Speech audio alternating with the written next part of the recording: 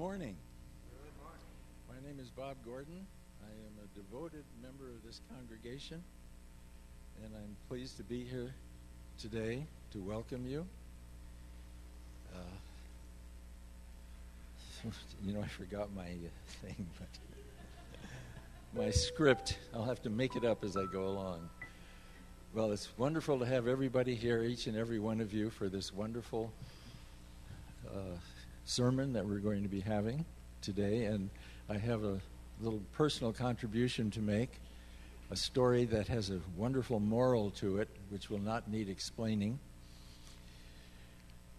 Before I start, it's from a book called People Tools, which is a new book which is really wonderful. Just stories about strategies for building relationships, creating joy, and embracing prosperity. And this particular story is wonderful.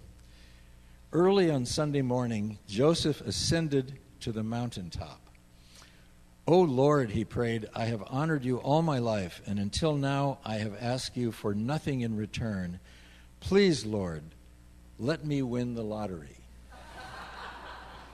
Joseph returned home and waited. The next Sunday morning, he trudged up to the mountaintop again. "O Lord," he prayed, "I have honored you all of my life, and until last Sunday I have asked you for nothing in return. I have lost my job, and my children will soon starve. Please, Lord, let me win the lottery."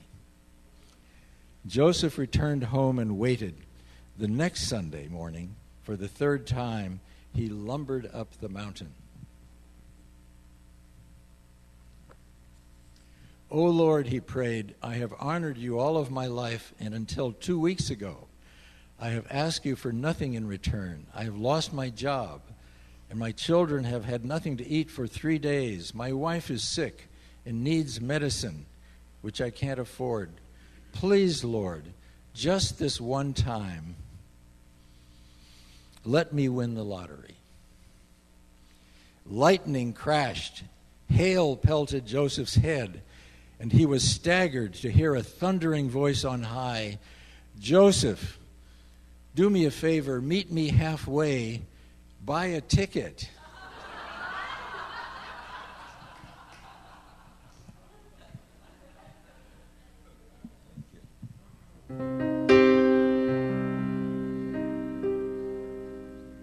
There he is.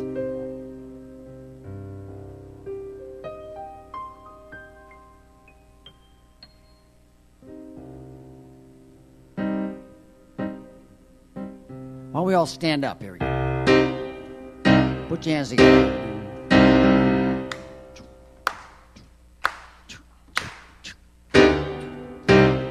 Everything I need to know about what lies before me. Everything I need to know about what lies before me is available to me. Available to me through the mind of God within me. Do everything I need to do about what lies before me. Everything I need to do about what lies before me is available to me. Is available to me through the mind of God within me. Okay, no excuses. You know it now. Everything I need to know. Everything I need to know about what lies before me. Everything I need to know about what lies before me is available to me. Available to me through the mind of God within me. Everything I need to do, everything I need to do about what lies before me. Everything I need to do about what lies before me is available to me. Is available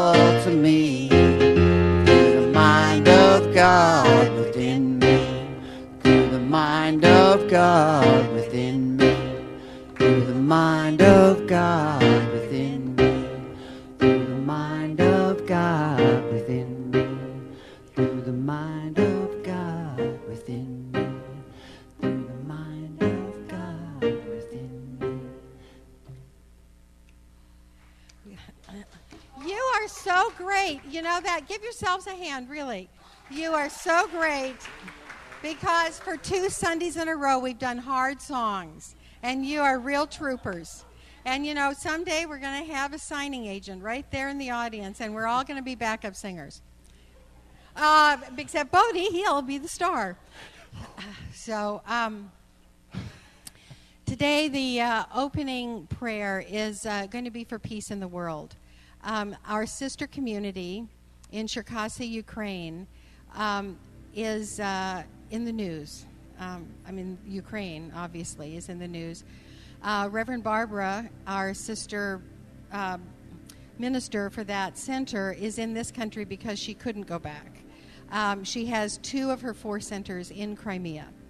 And so we are going to pray from peace. And I know that Reverend Barbara is right there watching, so this is for all of you and us and everywhere on the globe where there is conflict. And so the way we do this is I pray in my consciousness, and as you agree, you simply have that yes, yes, yes going in your consciousness. And so I begin by going deep within my heart to that place of peace, poise, and power, where the Infinite One is in silent repose, loving me.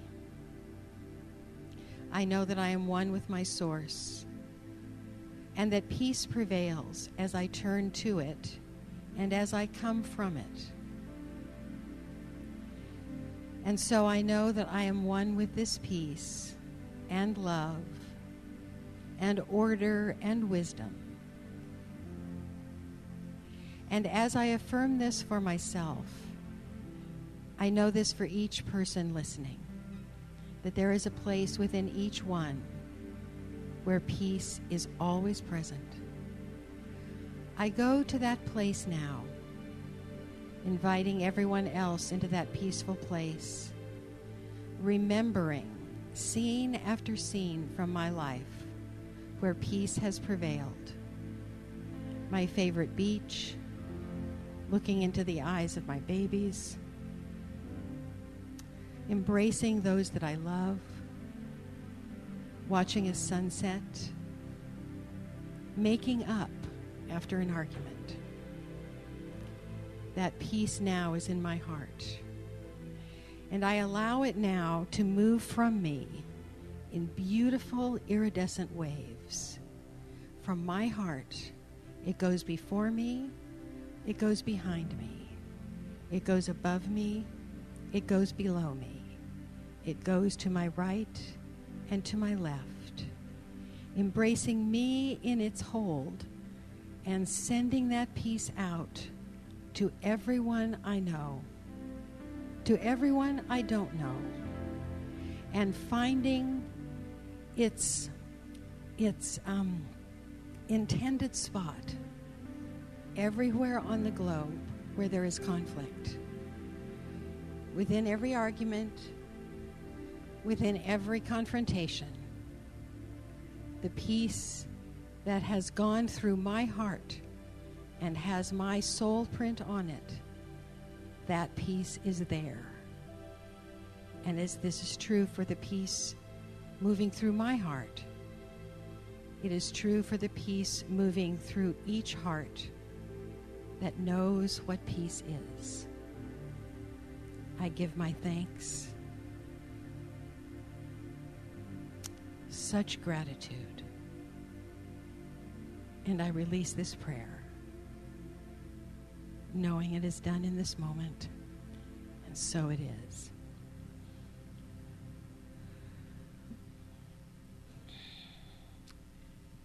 So, Reverend Barbara's practitioners are doing that every top of the hour.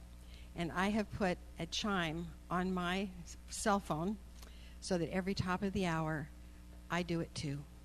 And I invite you to do it as well.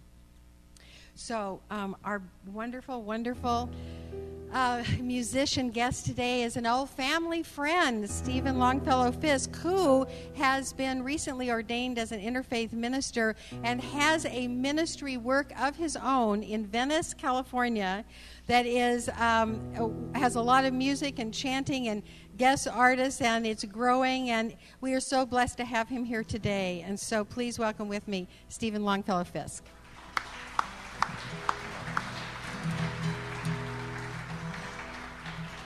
Good morning.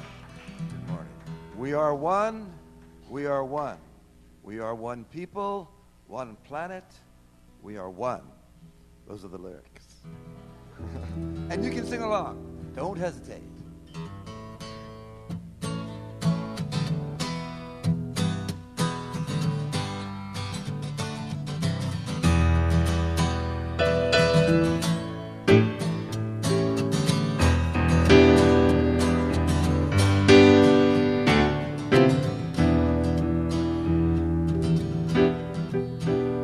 We are one.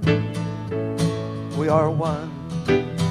We are one people, one planet. We are one. Now don't hesitate. Come on. We are one. There you go. We are one. We are one people, one planet. We are one.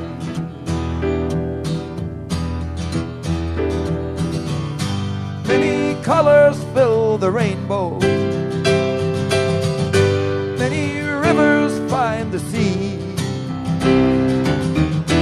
Many people, many cultures, many lands, all weave together one great tapestry of humanity.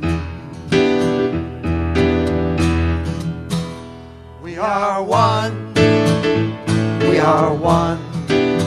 We are one people, one planet. We are one. We are one. We are one. We are one people, one planet. We are one.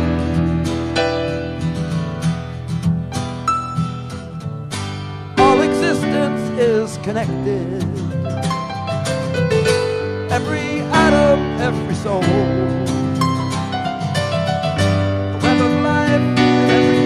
And every day is an orchestrated interplay within the whole. We are one. We are one. We are one people, one planet. We are one. We are one. Woo! We are one. We are one people, one planet, we are one.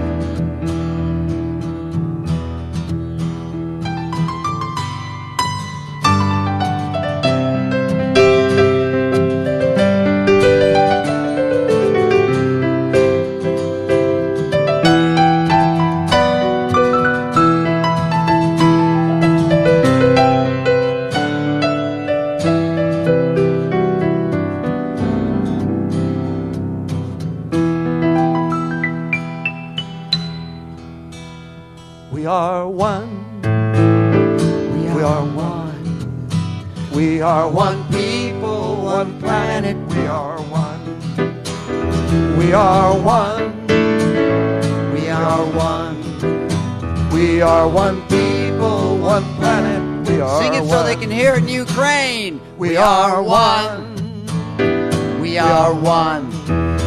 We are one people, one planet. We are one. We are one. We are one. We are one people, one planet. We are one.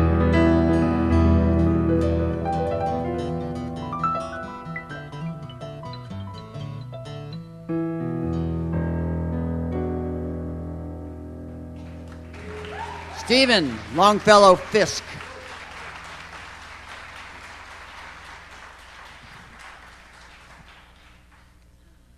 Good morning.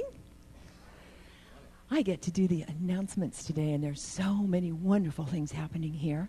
First, I'd like to start with gratitude for our incredible, talented, devoted sound team, and recording team that makes it possible for us to stream, for us to say hi to Reverend Barbara and to all the people who can't be here in the flesh today. Thank you. We appreciate you.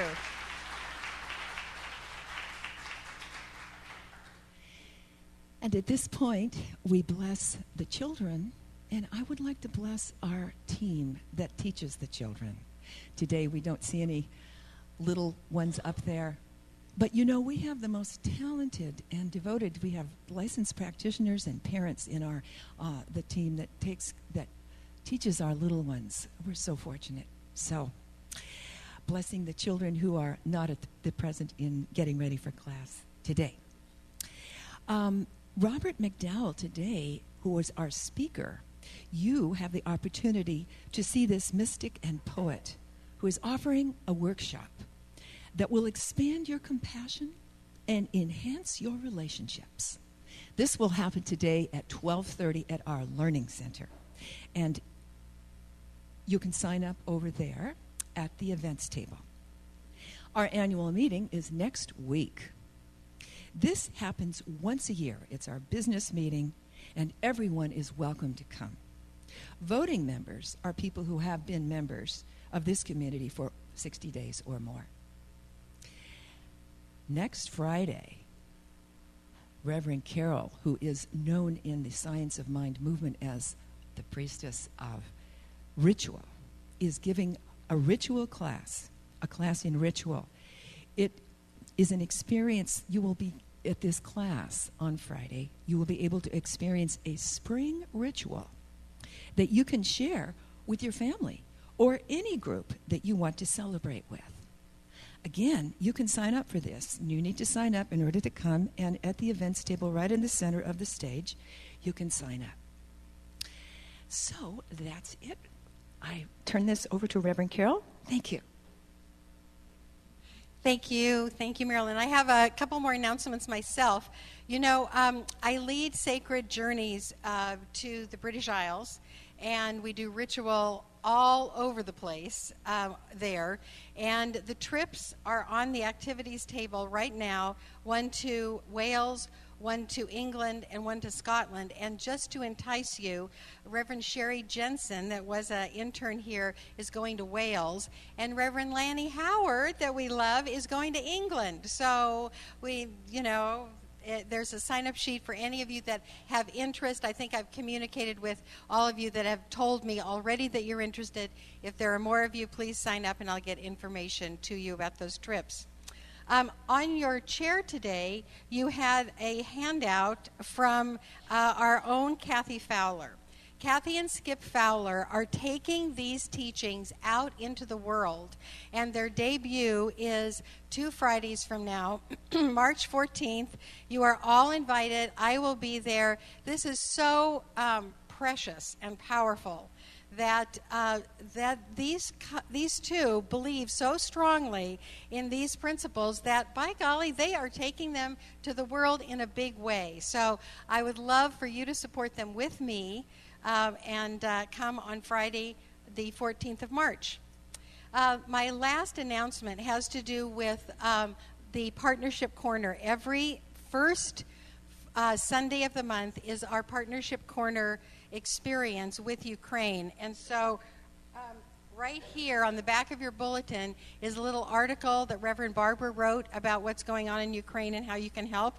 And then in the section here with the emails, Reverend Barbara's email is there. You can send loving messages to her and for our sisters and brothers in Ukraine, and she will have them translated and sent over there, and that would be very important. But right now, we have another debut. Sabine is a part of the team for the partnership team, and she is going to share the Partnership Corner with you today. So this is her very first time. I told her it's just family out there. Please welcome Sabine. Good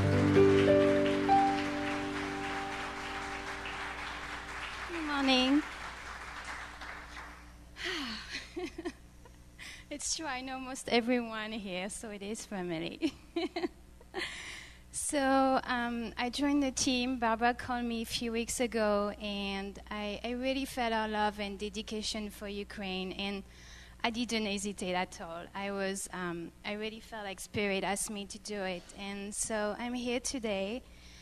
And also because, you know, Ukraine is so close to France, and it's not like it's in Afghanistan. It's so close to my country, and it just touched my heart so deeply. So I would like you to close your eyes, please, and let's take a deep breath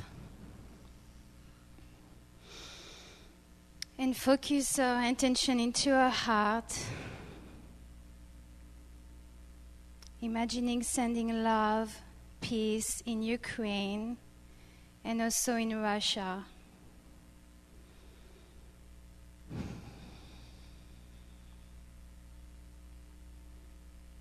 Thank you. And now we're going to sing Pieces Now with Buddy.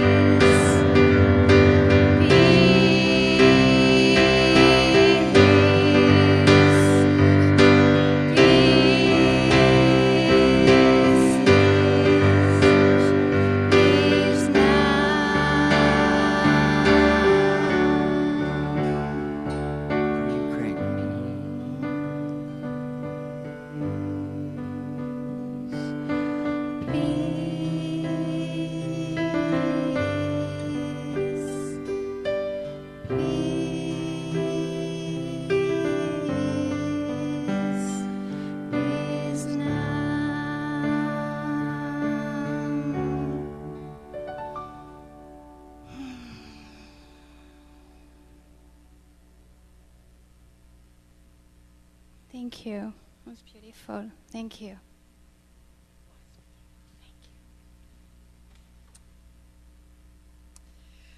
Okay, we're in our hearts. That's a good place to be. I'd like to move into the next message of the service now, and draw your attention to this wonderful altar. So, Robert, every Sunday we do an altar that is based on the theme. And this is done by Kathy Fowler. This is reimagining women and men in the new global paradigm altar. So the female and male Thai angels are greeting each other with love. They are in the traditional pose of Namaste, the acknowledgement of the divinity within each of us. This is what Kathy wrote about the altar. The globe shows us that we really are one. Frogs and butterflies go through metamorphoses and are reminders that we too can change. The green in the altar cloth and the candles, as well as the orchid, are symbolic of growth. Tulips are harbingers of spring. They are combined with baby's breath to represent new beginnings. So that is the interpretation of your talk.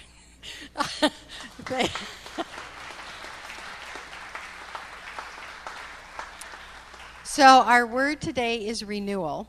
And then for those of you who are used to this so far, the takeaway that actually has to do with the prayer that I prayed at the beginning is, when we seek to be or do something in our life, we don't reach for it so much as we come from it. It has to be a part of us already on the inside. So when your friends ask you, what in the world do you do on Sunday morning? You say, well, this is what we talked about, and this is what it means to me. So that's your takeaway. So now I would like to introduce to you our guest speaker, who you will fall in love with. Robert McDowell truly is a mystic. He's a writer. That's what he does all day. He writes. He's a poet. He is a compassionate, funny, holy man who has shared his gift in many, many Science of Mind churches as well as Unity churches, and he is here today to bless all of us. Please welcome Robert McDowell.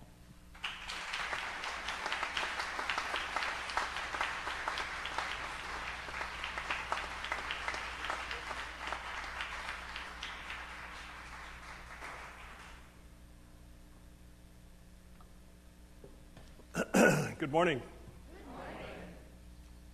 It's so wonderful to be here. I kept staring at the altar. It was Shiva's birthday a few days ago, and I kept seeing Shiva and Shakti, and I kept thinking of, I hope I can rise up to the conversation. I want to begin with a poem by William Butler Yeats, Ireland's greatest poet. It's called The Host of the Air.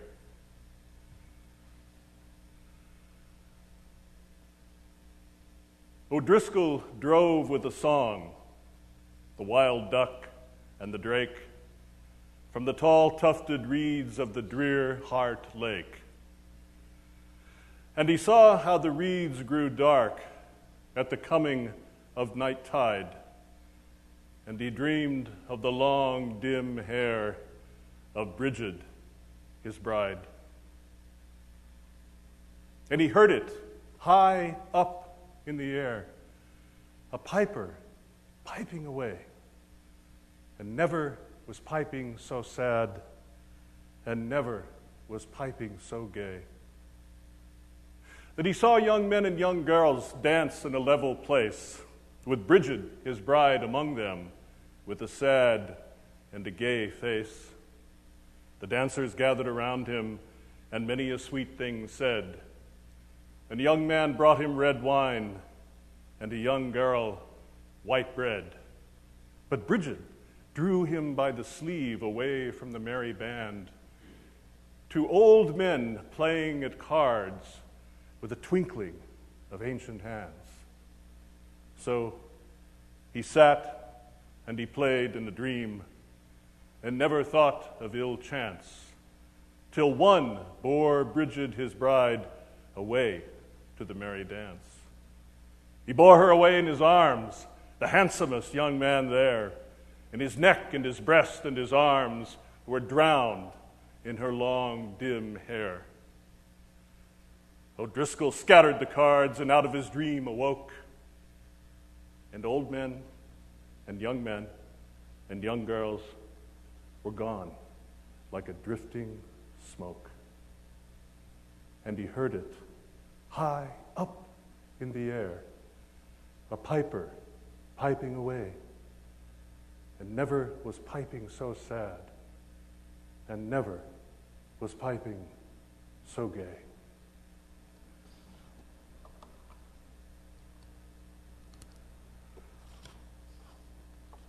O'Driscoll, our man of the poem, is me, of course, and every single man here. And every woman is the divine manifestation of Bridget. As men, What is it we're inclined to do in a wild place? Disturb things. O'Driscoll drives the wild duck and the drake from their rest among the tall reeds. And only in O'Driscoll's mind, we only have it from his point of view, that the lake is drear or dreary. Men are often like that, aren't they? Bulls in china shops. Is it odd that he drives the birds away with a song? More often than not, isn't the feeling a song evokes in us more feminine than masculine? We're not talking about Sousa marches here, but he does drive them away with a song.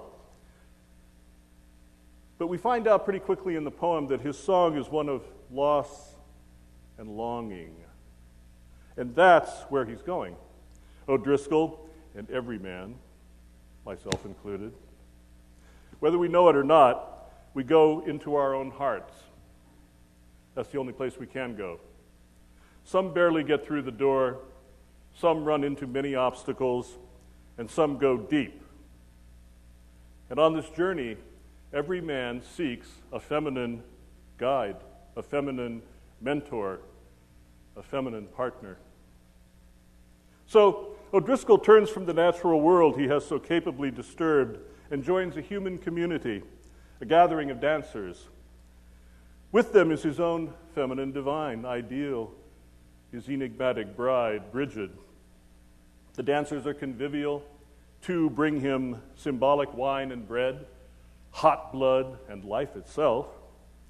But Bridget swiftly removes him from this scene. It's almost as if she is saying, your transition has been too easy. You haven't yet faced it. Your fears that are rooted in your masculinity. So he joins the much less appealing all-male band of ancient card players. Lulled by this easy familiarity, O'Driscoll is content to play in his dream until he's shocked into action by the sudden loss of Bridget, who bolts back to the dance with the handsomest young man there. Only then does he scatter the cards and wake from his dream. Yet on doing so, what does he find? Old men and young girls were gone like a drifting smoke.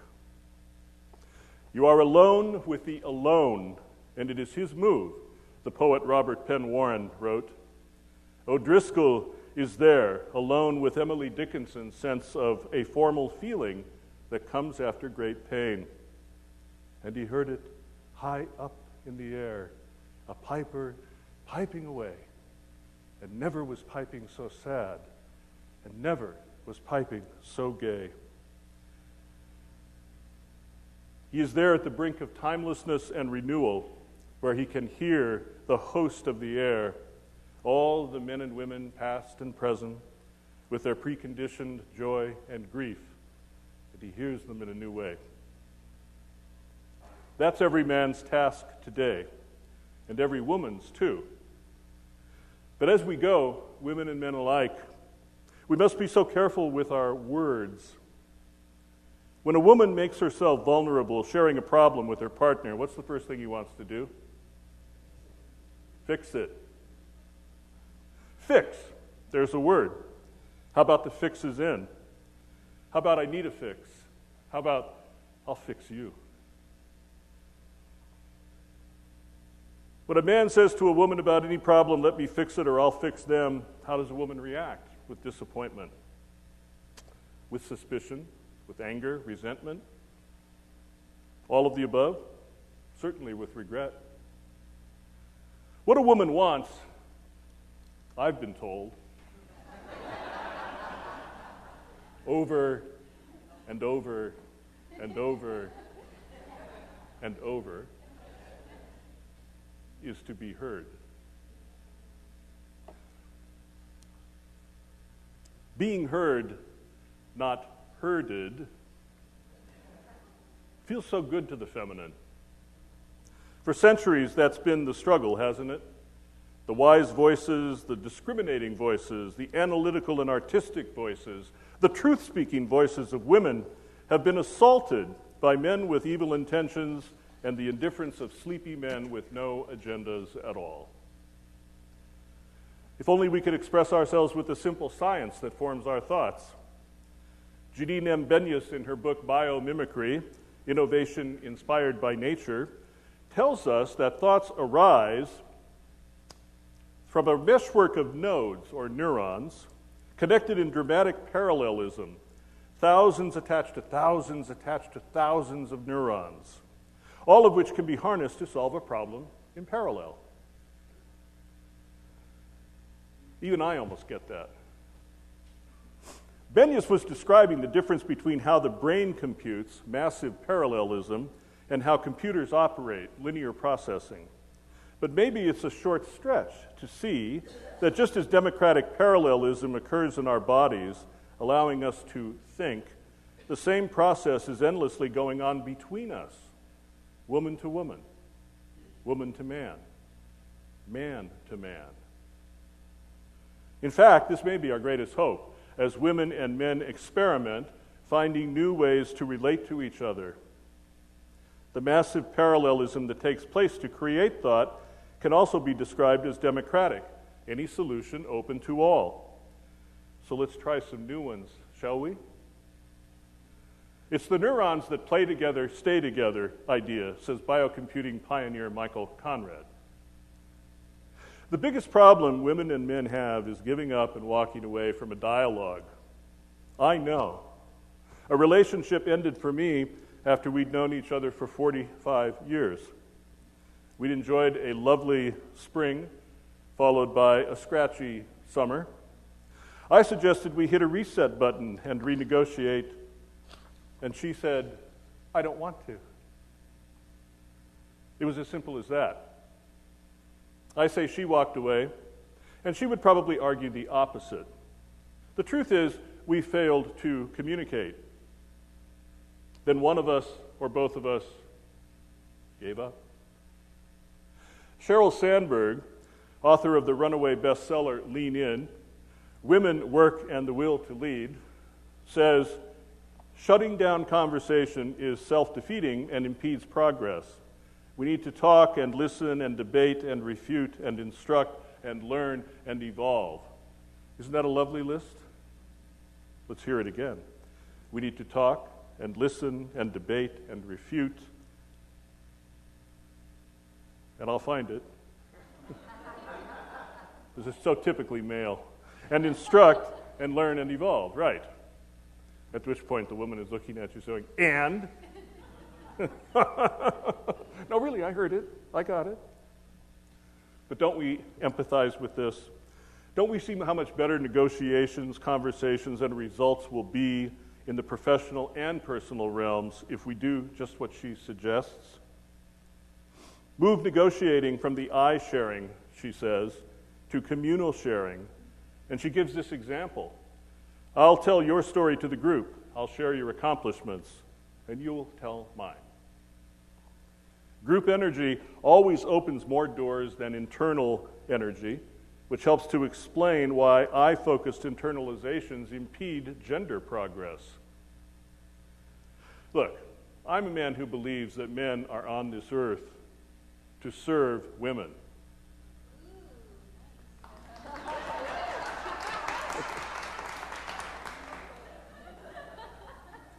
Now, of course, they perform other tasks, like making money, supporting the beer industry, and watching football.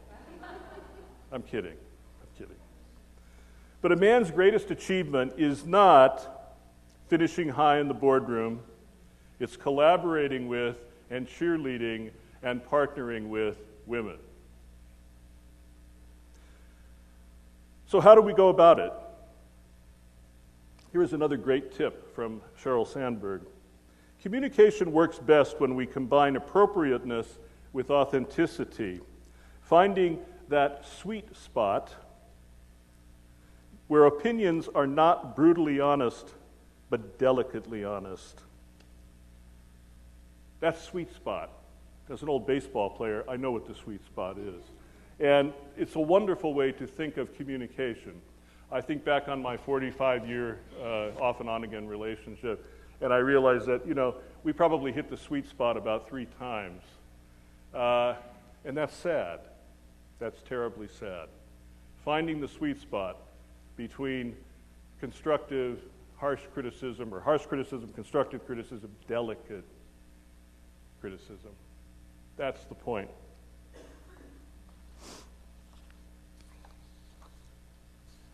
So, I have a suggestion. Men, spend the rest of this day really thinking about every interaction you have with a woman. Every single one. All through the whole day. Think about it. Try to be present in each of those moments. You may find a tremendous something. Something will happen. Something. Giving yourself to another, placing their needs above yours, allows you to reach a higher level of existence that brings a major shift of consciousness. I wish I'd said that, but that's Joseph Campbell. This is a poem I wrote called "A Man and Woman Stand Alone in the Street." The street is empty. No human or animal appears. Even the birds are absent. They say to each other, "What are we doing here? Where is everybody?" Lawn sprinklers erupt. Automatic, the woman says, like most of our thoughts, actions without meaning, actions while asleep. And consequences, the man murmurs. Oh yes, she agrees, always results. So what will we do now, the man asks. Walk, I guess, the woman says. They slow down at the edge of town, listening to the ruckus over the hill. What do you think? Machinery? No, she says, it's people. A lot of people. Hear it now? Sounds like marching. Sounds like weeping, yelling, singing. Let's go, she says. Why? Because we're needed. Because we have to. I've been told that this poem presents a rather ominous post-apocalyptic world, and I suppose it does. In the poem, the woman and man are partnered. They're together. Their dynamic also includes the woman as the leader. She is the one who perceives the need to go towards the chaos, the darkness. She's Persephone, fearlessly venturing into the underworld where remaking the world begins. The man, who just as soon could be going, asks, why do we want to do this? Because we're needed, the woman says, because we have to. She speaks communally. She does not say, because I'm needed, because I have to. She uses the communal we, and in that word is all the difference. When men have fully waked to unity, and each to each is linked in conscious love, then will a new and different race of men appear. That's Ernest and Fenwick Holmes in the epic poem that they wrote together, The Voice Celestial. Finally, here's a poem of the New Paradigm by Dr. Rama Mani, an Indian national living in France, a poet and transformational thought leader I believe you would enjoy getting to know. I certainly have. It's called The World Beside Our Own. When you stand on a mountaintop or in a wide open field where the wind tugs at your hair and whispers wildly in your ears, have you ever turned your head swiftly and suddenly and caught a fleeting glimpse of the world beside this one? I know you have. So have I. I've held it long in my inner eye after it vanished from sight. I've pondered hard its otherworldly ways, and the stranger they seem to what we do here to each other and to ourselves, the surer I've known it's not at all beyond our ken to rebuild our world in the image of the one beside our own. And at that place, that is where we see each other as we truly are. And as the great poet and Trappist monk Thomas Merton said, what would you do in that moment? I suppose we would fall down and worship one another.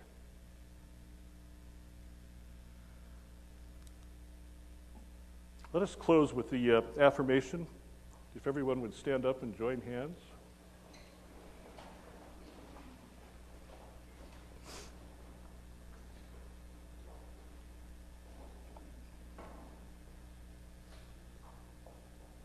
I join hands with my beloveds. I let timelessness blossom in me. I take the hills as effortlessly as I cross a room. I gather with others at the celestial gate. I turn the key.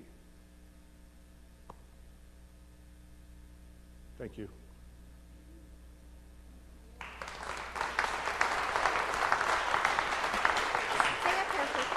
Okay.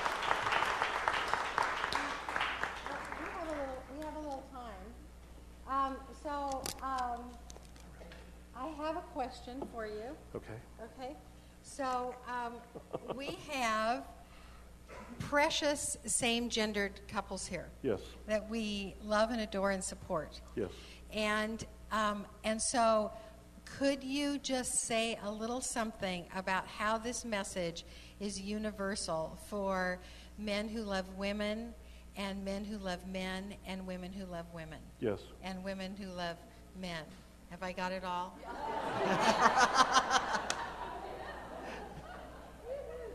Well, I will say that, and I'm always a little concerned about that in talking in the terms. I use the language that I use. Earlier in this, I said we have to focus on words. You know, the words. We have to be careful, so careful of the words we use. I love how you just said what you said because it's a circle, and that's unity, and that's the feminine. I believe that every human being has obviously the feminine and the masculine. And it doesn't matter who your partner is. The important thing is that the work is done in here, me, and that the feminine and the masculine come into perfect balance. Any relationship you are in, I think that's what you strive for, is it not? And if that is happening, it's wonderful. That's perfect. So I would say take the words as they're intended. Certainly no slight ever intended to any couple. A couple is a holy, holy thing. Being currently uncoupled, I know that. So it's just does that answer that? One more thing. That's beautiful. I just wanted to give you a chance to say that. Okay. So tell us what the workshop's about. Well, yeah, I thought that we would get together and invent it as we sit down. We're going to, obviously, I'd like to build on what we heard today. I've been thinking about that a lot. It's a writing workshop, so, if you come, you have to do some writing. But it's not, there's no pressure involved, no grades. Nobody's going to be told that's better than that one or any of that. That never happens. It's a self-exploration that has the added benefit of neighbors. So we're creating a little community today, a safe community where people can explore, I hope, in writing and in conversation, their own thoughts about relationship, about men and women, as we enter this next evolved state of men and women redefining how they are with each other, or women and women, how they are with each other, or men and men, how they are with each other. So it's, I guess that sounds kind of vague and broad, but I want it to be that way because it's inclusive. And everyone who comes will, I hope, feel welcomed, and I will be fascinated by your story. And I think everybody who's there would be fascinated as well. So please come, and I think it will also be fun and funny. It won't be terribly somber.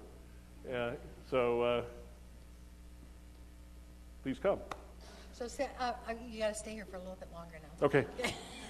So it's our custom to bless those that have given to us. To have what? Bless. Oh. So you got to get a blessing now, okay? So everybody knows what to do. Now, you just receive. You can do this. I can do this. Yeah. Okay. I can do this. I like that. Okay. Beloved Robert. Beloved Robert, We support your work in the world. we support your work in the world, Bringing together those who could love each other bringing together so that they do love each other. We see your work hitting its mark. And we see Bridget taking you by the hand, deepening your life with every step. Blessed be. Thank you very much. Thank you. Thank you.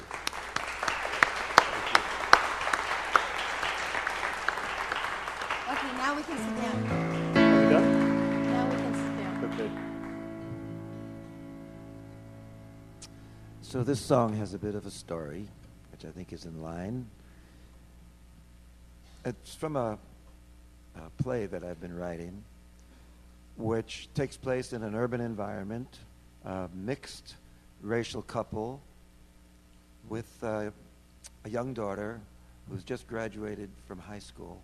The father has returned from the war, and he's suffering from post-traumatic stress and has been unable to work. And the woman has served him and loved him and nurtured him back to a sense of wholeness, and he's able to get work and be constructive in his life. But the daughter decides to join the military and go off. And the father supported her because he felt that this was would give her a sense of determination, a sense of duty, and he wanted her to have that experience. And so she goes off to the war, but she is killed. Then the father goes into a deep depression and withdraws. And the mother comes to him with her love, which he doesn't feel that he can accept. And so this song is sung by her to him. And the song is called Let Me Love You. Let me touch you. Let me give to you. Open yourself to me now, please, because we need each other in this moment. And the other part of it could be that it's really sung by God to any of us.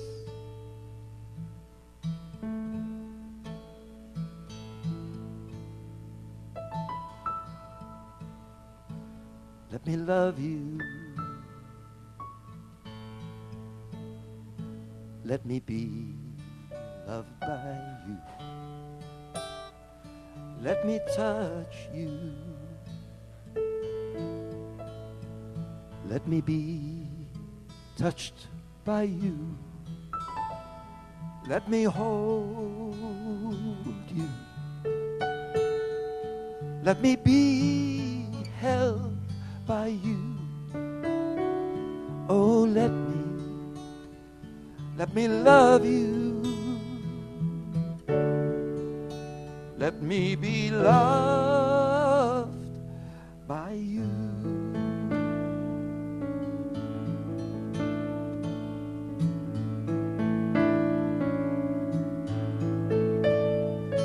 Let me open to you all I am and all I do. Let me give to you and see your spirit shining through. Let me live for you.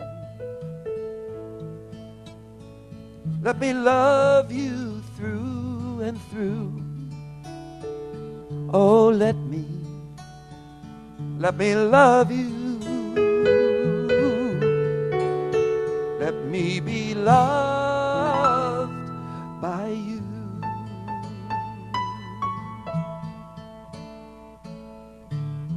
Let me bring you joy. Let me ease your pain. Let love lead us through the sunshine and the rain. Let me love you. Let me be loved by you. Let me touch you. touched by you. Let me hold you. Let me be held by you. Oh, let me love you. Let me be loved by you.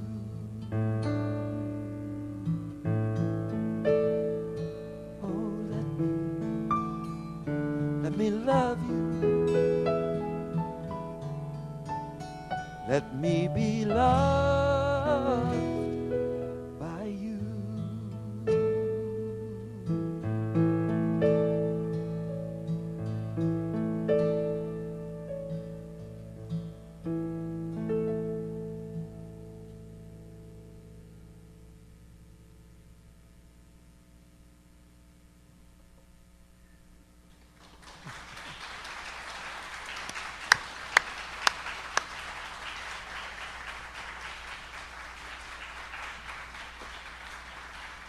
Thank you.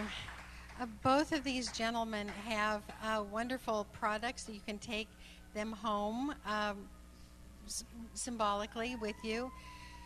Just send a blessing to where that siren is going. And Stephen's table is around behind the altar, and Robert's table is over there where the gladiolas are. And both of them have wonderful products. So right now, I'd like to ask the ushers to come forward. And I would like us to prepare our tithes and offerings, knowing that the infinite presence is always, always, always giving to us. And as we give from that overflow, then the course of that river into and out of our lives increases. So we are able to receive more and to give more. So if you would just take your gift in your hands, and if you are one of those people that is so handy for us because you have the money automatically deducted through your pledge, just know that you are loving and supporting this community and all of the good that it does. We are here for each other in so many ways. And this way, the sharing of our supply, our resources, is one way we give to one another. So someone that you love, that you've seen already this morning, imagine that your gift goes to support their life, their growth, their unfoldment, their transformation. And it all works in beautiful balance together. And so it is. And we'll sing this wonderful song by Karen Drucker. So would the ushers please receive the gifts?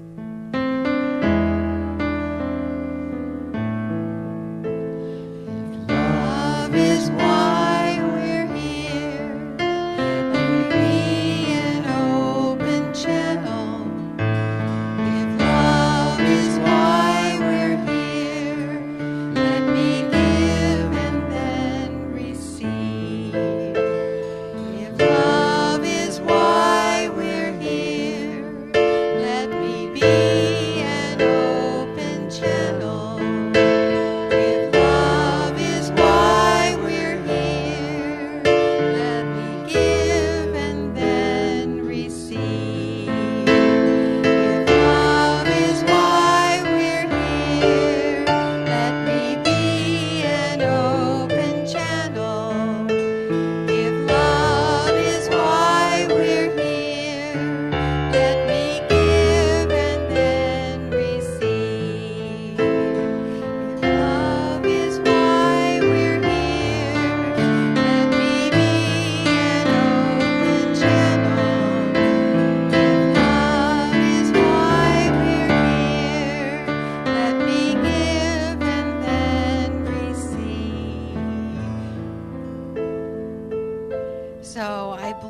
This offering and all that have given it.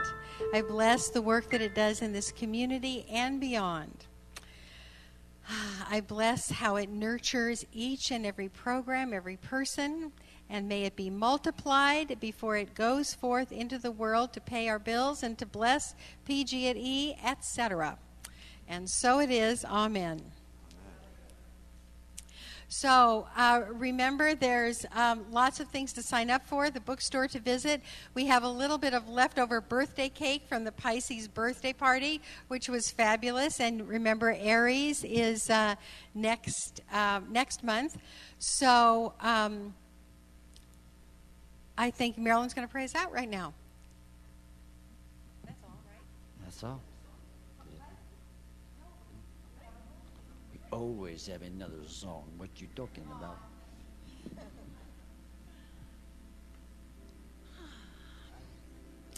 So, would the practitioners please come forward? Don't leave today if you have something heavy on your heart without seeing one of these trained practitioners who are here to serve you in prayer. And would the practitioners please surround the room?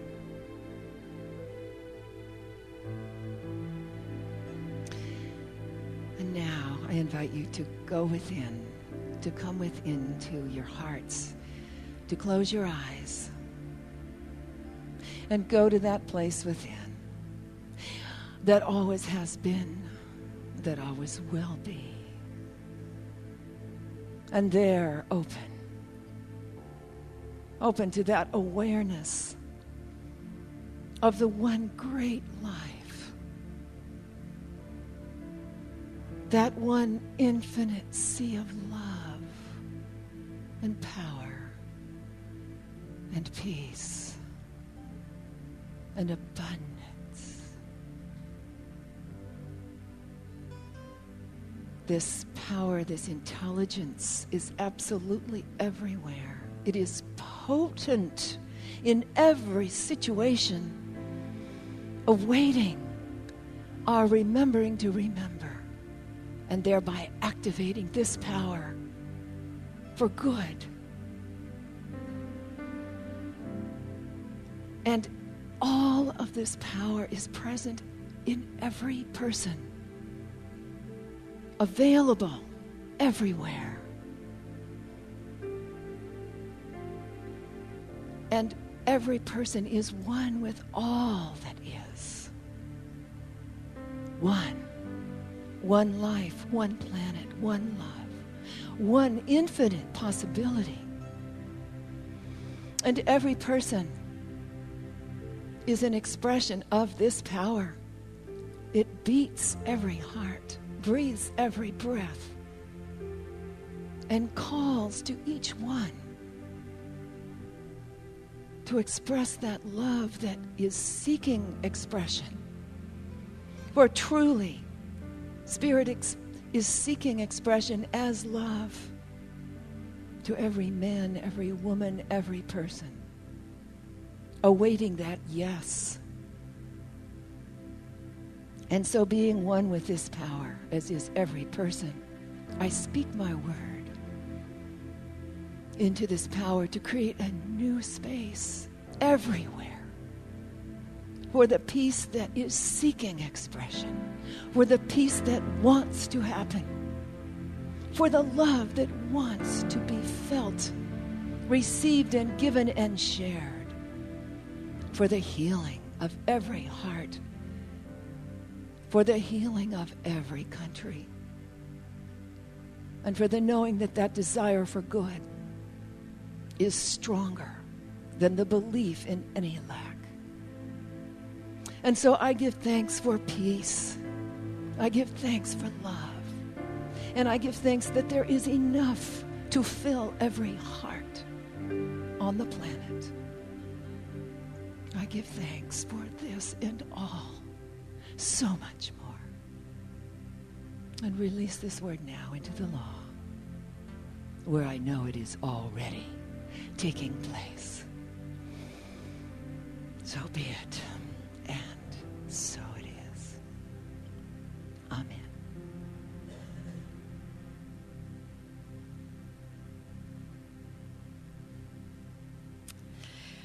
And so now I want to invite you back next week. I will be speaking about your soul. Right now, let's stand for the affirmation and closing song. So once again, just take the hand of the person next to you. This is Robert's affirmation. I join hands with my beloveds. I let timelessness blossom in me. I take the hills as effortlessly as I cross a room. I gather with others at the celestial gate. I turn the key.